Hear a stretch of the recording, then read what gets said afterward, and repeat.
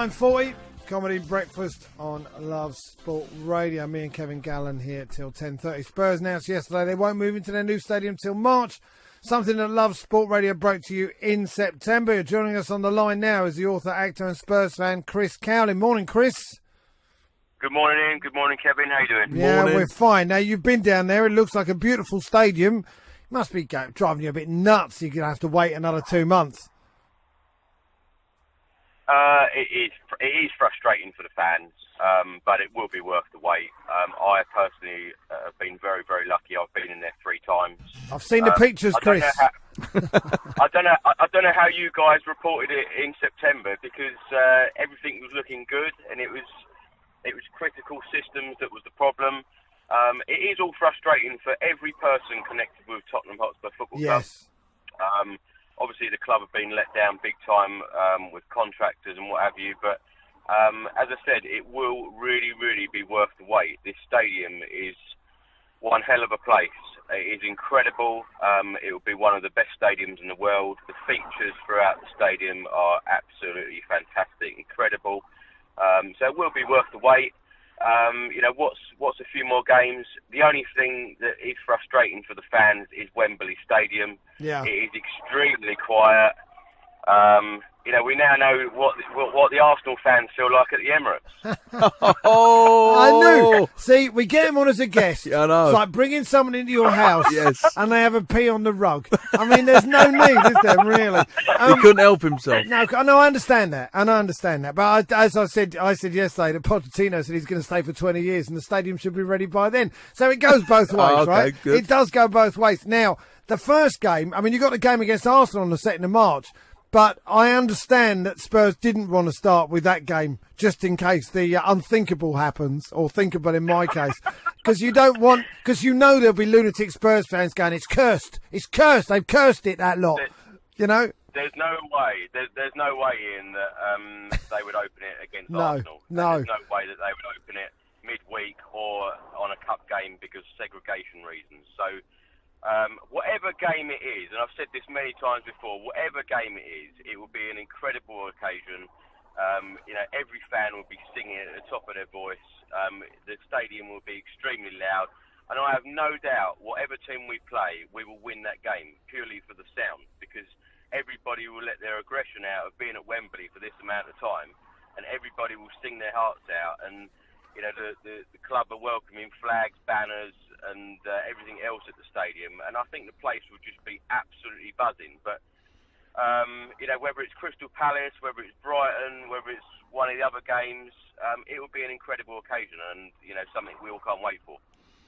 And moving on to Man United this weekend against Ole Gunnar Solskjaer's Man United, who have been rejuvenated under his short tenure. This is going to be a tougher game than what you would have thought about a couple of months ago. Yeah. How do you feel that will go? Actually, the last few games against Man United have gone very, very well. We beat them 3-0 at Old Trafford, which we had a great second half back in August, beating them. Yes, they've won 5 out of 5 with Ole Gunnar Solskjaer. Some could say that they were relatively easier games than, they were. Still got to win, though. They were, Chris. This is going to be a tougher game for them. United. Yeah, you still got to win them, but this is a proper test now for United. Yeah, definitely. Yeah, every single Man United player will be full of confidence, and of course, they don't know whether he's going to be the manager or someone else will come in new. So they're all fighting for places as well. But Tottenham on their day, and we've proved it. We're sitting 3rd in the Premier League, 2 points away from, big spending, high-flying Manchester City. If you'd have said halfway through the season it would be 6 points away from top, 2 points away from Man City, no one would have believed it. No, you'd have taken that. Pochettino has done absolute wonders. The great thing about Man United winning these 5 games is that the press aren't talking so much about Pochettino managing Man United anymore. No. But I think Pochettino is a Spurs man. I think he'll carry on at Spurs. But the weekend's game, I think that any day we can beat anybody. And still up to this point in the Premier League season, certainly, I don't think we've played that well in many, many games. And we're still in the position we are. We're still in all 4 competitions, and the only other team that can boast that is Manchester City. You know, we're still in the Champions League, semi-final League Cup, FA Cup, and sitting third in the Premier League. So I think it's a good time for Tottenham, and I still think that the best times of this season are to come. Well, I mean, the other question I want to ask you is there's obviously speculation. There was speculation about the manager. There's speculation about Christian Eriksen. Daniel Levy's put a £225 million price tag on him, which I think is just basically saying back off. You're not getting anywhere near him. Yeah. But we'll see, I guess, with Spurs, because you haven't got Son for the next 5 games either, have you? You want to hope that Harry Kane stays fit and firing. Absolutely, but what is it about the press? They have our manager leaving, they've got Harry Kane leaving, they've now got Christian Eriksen leaving. You know, like I've just said, all the positives about we're still in all 4 competitions. You know, we're in the position we are. It's highly positive at the moment, and I don't know what it is about the press. They seem to always pick up on one negative. So we're in the position we are. We're doing everything right. We've got a fantastic manager, but yet the focus now is, Christian Eriksen will be leaving. Well, Harry Kane was leaving 6 months ago. It's ridiculous the way that all the press seem to have all our players leaving, our manager leaving, the stadium's in chaos, you know, the club's in chaos. It's nowhere near that. Everything is highly positive at the moment. Yeah.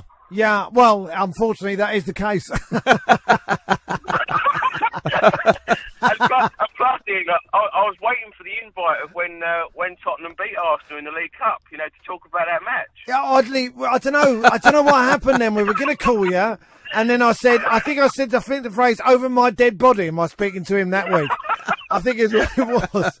But of course, if we beat you at the new stadium or at Wembley, we'll get you back on the day after, of course, Chris. Very good, very, very good to talk to you as always.